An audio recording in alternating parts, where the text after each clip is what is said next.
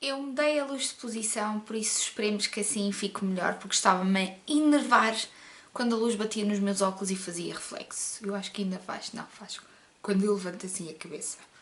Mas pelo menos não está de frente para mim. Depois deste rant sobre a minha luz, eu trago-vos a opinião de A Kitchen Boy, não é A Kitchen Boy, é The Kitchen Boy, os últimos livros de Credo! The Kitchen Boy, os últimos dias dos Romanov, de Robert Alexander.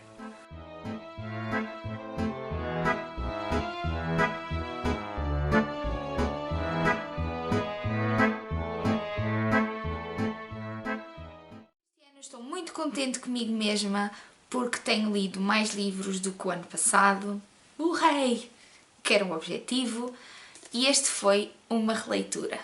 E porquê é que eu decidi reler este livro? Porque eu vi a série de Netflix documentário / ficção sobre os Romanov, sobre os últimos Romanov, sobre o czar Nicolau I e a Cesarina e os seus filhos e os seus últimos dias e a sua derrocada. É um documentário que eu aprecio, até gosto da sua mistura de ficção com atores e relatos de biografistas, etc. Gostei muito, aprendi muito e decidi reler este livro que era um dos meus favoritos de há muitos anos. O problema é quando relemos um livro descobrimos novos pormenores e novos detalhes que nos fazem repensar o porquê de termos adorado o livro no então e porquê de não estarmos a achar muita piada agora. E esta releitura fez-me repensar na minha opinião sobre este livro. Também influenciada pelo documentário, e é verdade, porque quanto mais vivências e experiências nós temos, quer na nossa vida, quer através de documentários, de livros, de séries que vemos, o nosso olhar muda, especialmente numa releitura de um livro que eu já tinha lido antes. A Kitchen Boy é, como o subtítulo indica, um relato da história dos últimos dias dos Romanov. E se vocês não sabem quem são os Romanov, devem de estar a viver debaixo de uma pedra. Ou pelo menos não tiveram a história do século XX na escola. Este é o relato da família Romanov na Casa dos Fins Especiais. A casa tinha mesmo esse nome, que é um nome aterrorizador. Os Romanov reinaram a Rússia durante 300 anos, até Nicolau e Alexandra perderem o trono para os bolcheviques, mais tarde União Soviética. É um relato perturbador e devastador e mesmo estando por dentro das decisões de Nicolau e Alexandra, eles não mereceram, nem a sua família, o fim que tiveram. Infelizmente, eles eram maus governantes, mas isso não significava que eles não seriam uma boa família ou boas pessoas. Uma sentença de morte nunca deve ser dada como adquirida ou justa, por mais canalha que o ser humano em questão seja. E isto é a minha opinião. Pena de morte ou morte é a saída mais fácil. Condenar alguém à morte é tornar-nos o espelho de aquilo que estamos a condenar, ou daquilo que estamos a condenar, na minha opinião, apesar de haver pessoas horríveis nesse mundo. Neste caso, a situação tem vários agravantes, porque Lenin e a sua revolução não mataram o czar e a Cesarina, mas também mataram todos os seus filhos, que eram menores. E no meio disso tudo, eram os mais inocentes da história. Além de que eles assassinaram cerca de 18 elementos da família Romanov nos dias que se seguiram ao martírio dos Romanov, a sangue frio.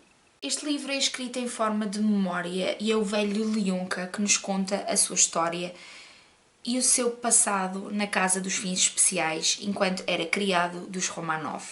Este relato é muito repetitivo e quero pensar que Robert Alexander fez de propósito porque Lyonka, o nosso narrador, é idoso e tem dificuldade em se lembrar as coisas. Espero que seja por isso que seja repetitivo.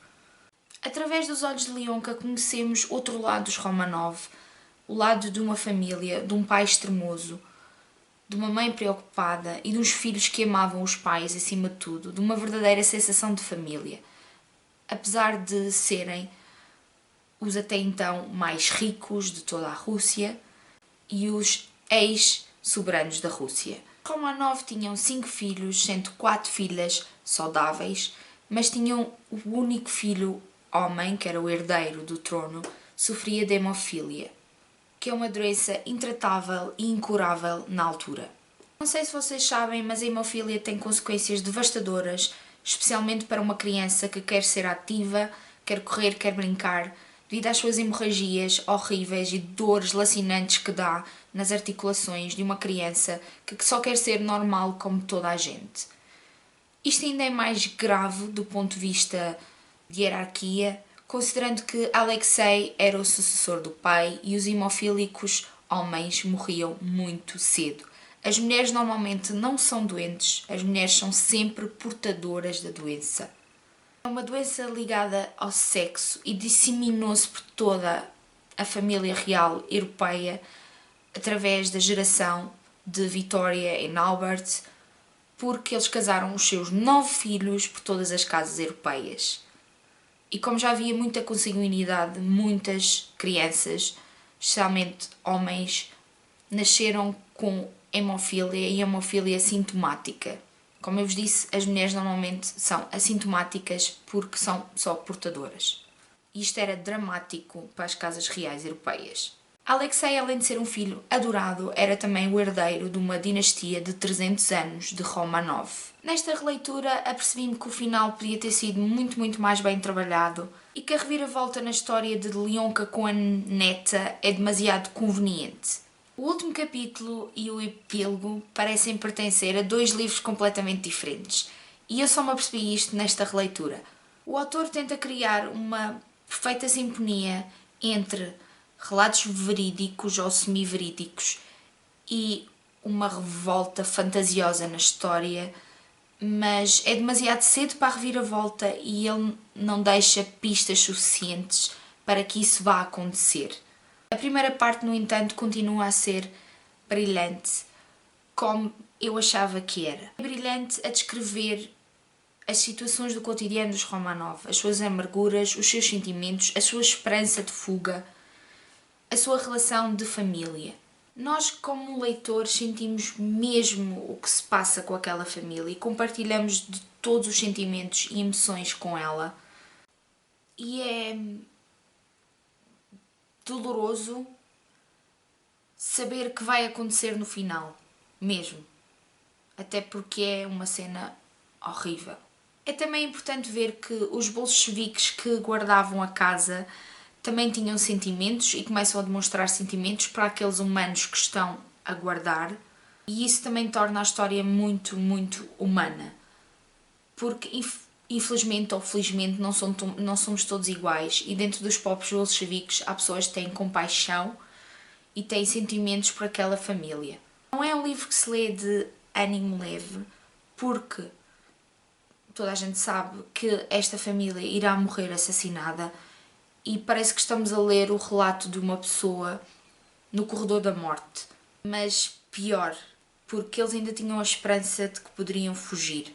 Também não é um livro que eu li muito rapidamente, porque eu não queria chegar ao final, porque eu já sabia que o final ia ser horroroso, e isso também vem horroroso no sentido da situação, não do livro propriamente em si, porque apesar de achar que o final não está muito elaborado, o que me mata é mesmo a descrição do assassínio e do martírio dos Romanov.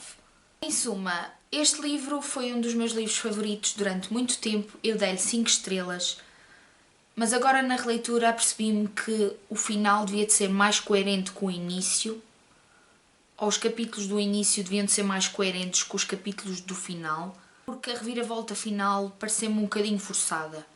No entanto, não deixa de ser um início ou uns capítulos iniciais muito bons para quem gosta de Romanov, e eu desci-lhe uma estrela, dei-lhe 4 estrelas.